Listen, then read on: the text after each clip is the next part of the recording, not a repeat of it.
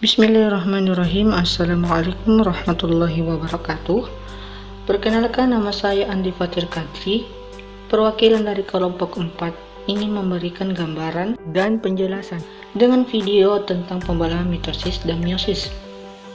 Tentunya teman-teman yang tidak tahu ataupun yang sudah tahu tapi sudah lupa apa sih itu pembelahan sel, langsung saja kita masuk pada pembahasan. Pembelahan sel adalah suatu proses yang membagi suatu sel hidup menjadi dua atau lebih sel anak.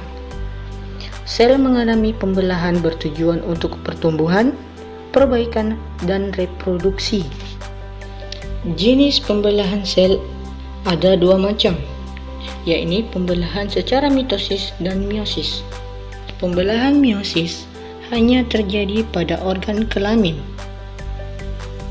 Pembelahan meiosis berfungsi untuk menghasilkan sel gamet, yaitu sel telur dan sel sperma.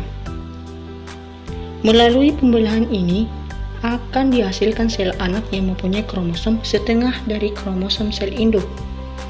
Pembelahan meiosis adalah pembelahan sel yang menghasilkan 4 sel anakan yang masing-masing sel memiliki separuh dari jumlah kromosom sel induk.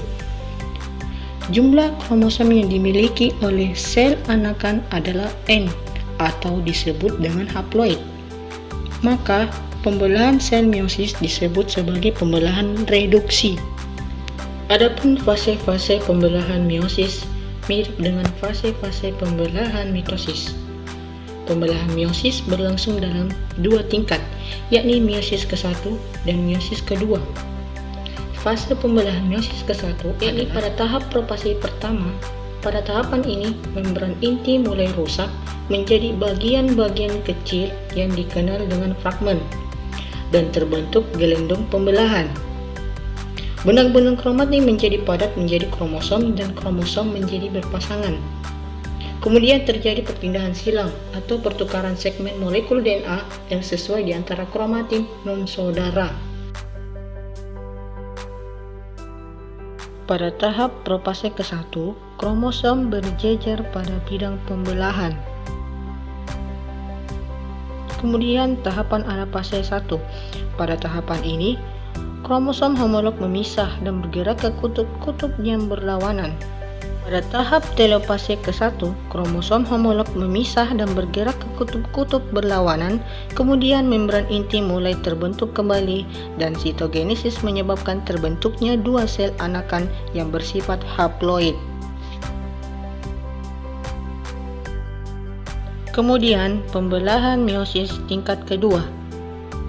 Pada tahap propase kedua, di mana membran inti mulai rusak menjadi bagian-bagian kecil yang dikenal dengan fragmen dan terbentuk gelendong pembelahan, dan selanjutnya kromatin bergerak pada bidang pembelahan. Pada tahap metafase kedua, yaitu kromosom berjejer pada bidang pembelahan. Pada tahap anafase kedua, yaitu tahapan kromatin terpisah dan bergerak ke kutub-kutub yang berlawanan. Kemudian yang terakhir, yaitu tahap telopase kedua, yaitu nukleus terbentuk, kromosom terurai membentuk kromatin dan sitogenesis terjadi. Selanjutnya pembelahan secara mitosis. Pembelahan mitosis terjadi pada sel-sel tubuh yang dikenal dengan sel somatik, yaitu dalam makhluk hidup. Pada pembelahan ini dihasilkan sel anak yang mempunyai jumlah kromosom sama dengan kromosom sel induk. Pembelahan mitosis adalah tipe pembelahan sel yang menghasilkan dua sel anakan. Sel anakan ini mempunyai karakter identik secara genetik dengan sel induk. Artinya, kedua sel anakan yang terbentuk mempunyai susunan genetik sama, termasuk jumlah kromosom dengan induk. Jumlah kromosom yang dimiliki dua sel anakan adalah 2N atau diploid.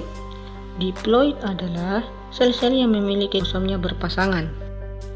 Pembelahan mitosis adalah proses yang berkesinambungan yang terdiri atas 4 fase pembelahan, yakni propase, metafase, anafase, dan telopase.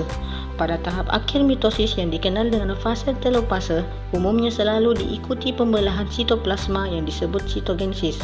Saat sitogenesis terbentuk, cincin pembelahan yang berfungsi membagi sitoplasma sehingga terbentuk dua sel anakan.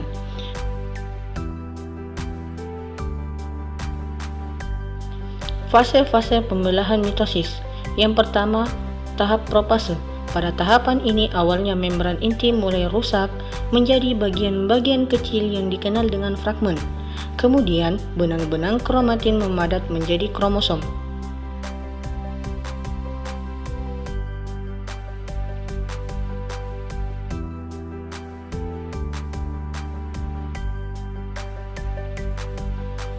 Tahap berikutnya yakni metafase. Pada tahapan ini, kromosom berjejer pada bidang pembelahan.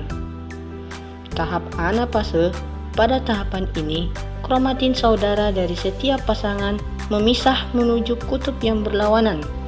Pada akhir anafase, kedua kutub sel memiliki kromosom yang jumlahnya sama. Pada tahapan terakhir yakni telofase, pada awalnya membran inti mulai kembali bergabung, kemudian kromosom mulai merenggang. Itulah tadi penjelasan singkat mengenai pembelahan sel secara mitosis dan meiosis.